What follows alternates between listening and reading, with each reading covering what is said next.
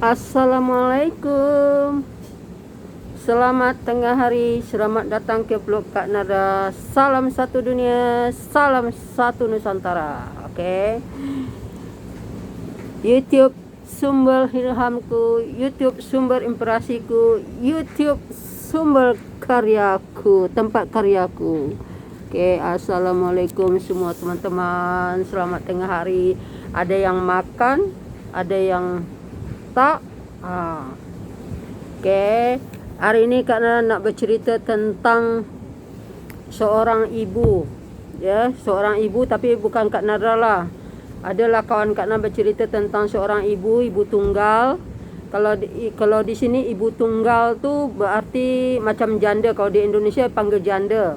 Kalau di sini ibu tunggal. Ibu tunggal ni ibu dia dia suami dia meninggal. Dia punya anak 4 orang.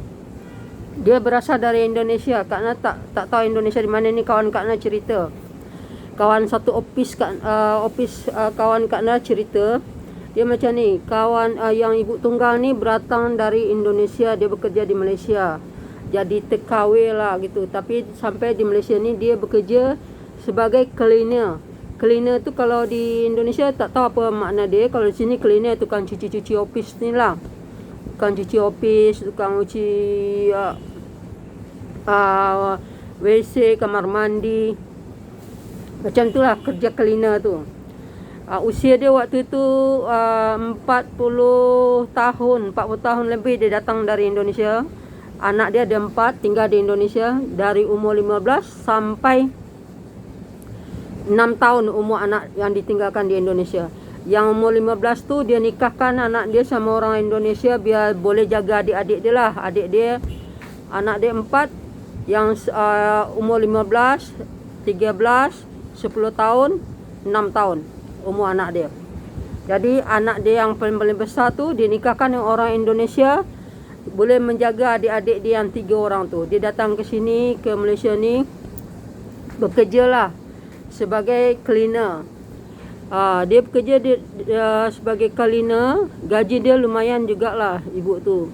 Selepas tu dia boleh sekolahkan anak dia sampai 3 orang tu. Yang pertama tukang jaga adik-adik dia, sudah kahwin. Okey, yang 3 tu disekolahkan anak dia sampai universiti.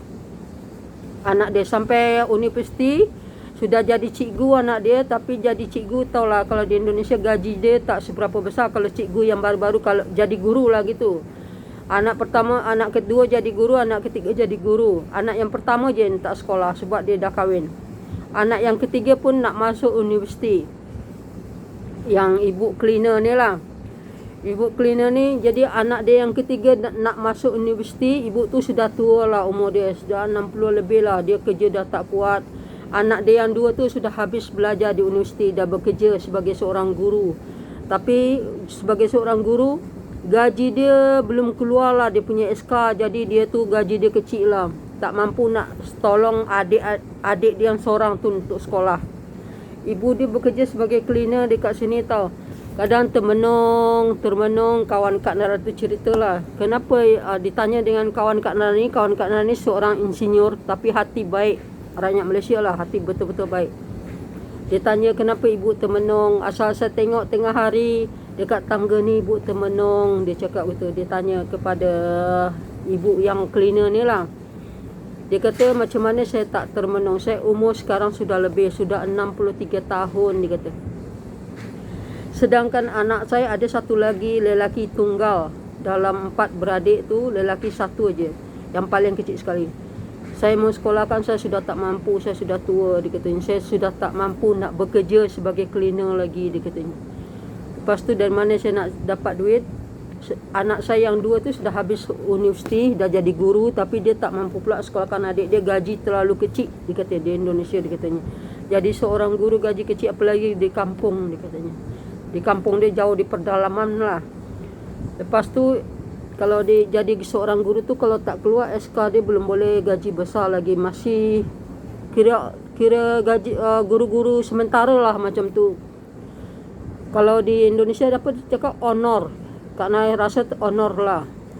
Jadi anak dia mau masuk kuliah, masuk universiti, dia sudah tak mampu. Itulah dia selalu termenung dekat tangga. Ditanyalah dengan insinyur ni, jadi ibu mau pulang, mau pulang dia katanya. Tapi itulah duit tak ada, anak mau sekolah, mau masuk universiti yang lelaki dia katanya.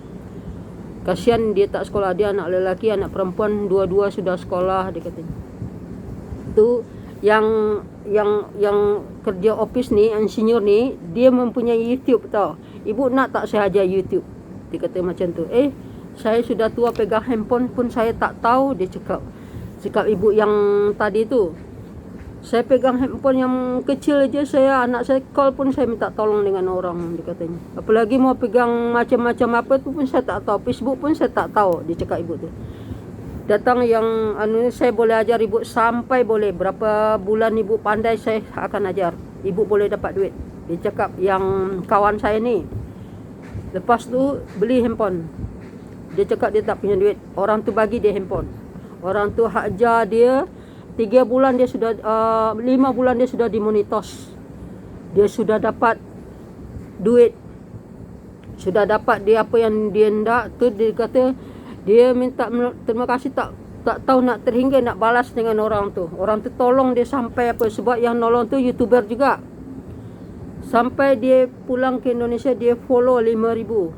Sampai di Indonesia naik sampai 100,000 dia follow. Itulah ibu tu, dia ajar sampai pandai dengan rakyat Malaysia ni. Itulah betul-betul baik, betul-betul. Dia kata saya tolong ibu dari sini ibu boleh dapat duit, boleh sekolahkan anak ibu, ajar semuanya anak-anak ibu dengan YouTube. Dia cakap macam tu dengan orang ibu tunggal ni lah. Memang betul-betul dia ajar sampai pandai. Keluarga dia balik ke Indonesia pun dia ajar juga di YouTube semuanya. Itulah YouTube ni. Kalau kita betul-betul buat, betul-betul tekun, insya-Allah kita boleh berjaya semua. Ibu tu semua sudah berjaya. Sekarang follow dia sudah 100,000. Ahli keluarga dia, anak-anak dia, menantu, cucu, semuanya dibuat dengan YouTube. Itulah kawan-kawan, mana yang kecewa, follow hilang-hilang, jangan kecewa. Ambil contoh ibu tunggal ni. Kalau di Indonesia namanya janda, tapi kalau di Malaysia ibu tunggal. Sebab suami dia sudah meninggal, dia datang ke Malaysia, itulah dia bekerja sebagai cleaner. Sekarang dia jadi YouTuber. Berjaya dia. Sudah boleh dia berbagi dengan jiran-jiran, dengan orang-orang mana yang susah. Anak dia pun sekolah, boleh beli rumah, dia asal YouTuber. Semua ahli keluarganya ikut YouTuber. Tapi betul-betul dia ikut law lah. Itulah cikgu yang ajar rakyat Malaysia ni lah. Dia ajar sampai betul-betul pandai. Ibu kena pandai juga. Kalau ibu susah, tak ada lagi orang yang tolong, dari mana ibu mendapat duit. Dengan ini ibu boleh dapat duit. Dia cakap dia ajar setiap hari. Asal time rehat je, dia datanglah ajar ibu tu. Ibu tu sudah, dia tak boleh lagi, tapi dia boleh juga. Dia ajar sampai boleh. Sampai boleh sekarang jadi YouTuber berjaya itu ibu. Dia masak, dia tunjukkan hal-hal kampung dia. Semuanya anak-anak cucu dia, menantu dia, semua YouTuber.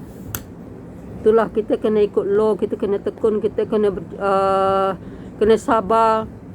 Jangan kita terburu-buru sangat. Jangan kita nak ambil follow saja, selepas tu kita keluar. Lepas tu kita ambil follow dari orang, kita keluar. Jangan macam tu. Betul-betul lah kita buat konten betul-betul, buat video betul-betul. Ni nasihat di kawan-kawan yang barulah.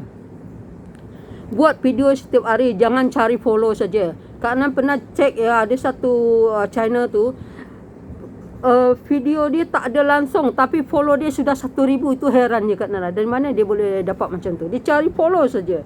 Dia tak buat video, tapi Kak tengok Kak nak balas dengan dia dah spread. Kak nak balas, mana nak balas? Mana nak tekan? Datang YouTube kata yang benda ni tak ada berfungsi. Tapi dia tengok follow dia sudah 1,000 di situ. Tekan nak mana? Itulah Kak nak tengok. Buatlah video betul-betul, buat video betul-betul. Tengok macam ibu tu sekarang di Indonesia, dia sudah betul-betul berjaya dari YouTuber dia. Anak dia, menantu dia, cucu dia. Ibu tu lagi sekarang dia jadi untuk berbagi, dia hasil dia untuk berbagi. Tak penat-penat dia jadi cleaner lagi. Dia datang kat sini ya. Jadi cleaner dia betul-betul jujur bekerja, itu makanya orang banyak sayang dengan dia. Sini rakyat Malaysia ni suka penyayang, suka santun dengan orang-orang tua-tua. Ditolongnya sampai pandai ibu tu, sampai ibu tu pulang ke Indonesia dia sudah alhamdulillah bagus. Ingatkan pada teman-teman, kita jangan cepat putus asa. Jangan cepat kita mengalah dalam serba-serbi. Harus tekun. Kak Nana bagi tahu ya dengan teman-teman, Kak Nana dulu dah pernah juga kecewa di baru-baru kecewalah di YouTube ni, tapi lama-lama pun Kak Nana fikir, kawan Kak Nana lagi bagi nasihat, bagi semangat lah. Kawan-kawan di rumah, kawan-kawan di tempat kerja, kawan-kawan mana. Sekarang Kak Nana semangat terus. Okay. Assalamualaikum. Sampai di sini, like, follow terus video-video Kak Nadra. Akan ada lagi cerita-cerita YouTube sumber inspirasiku, YouTube sumber karyaku, tempat karyaku. Okey, assalamualaikum.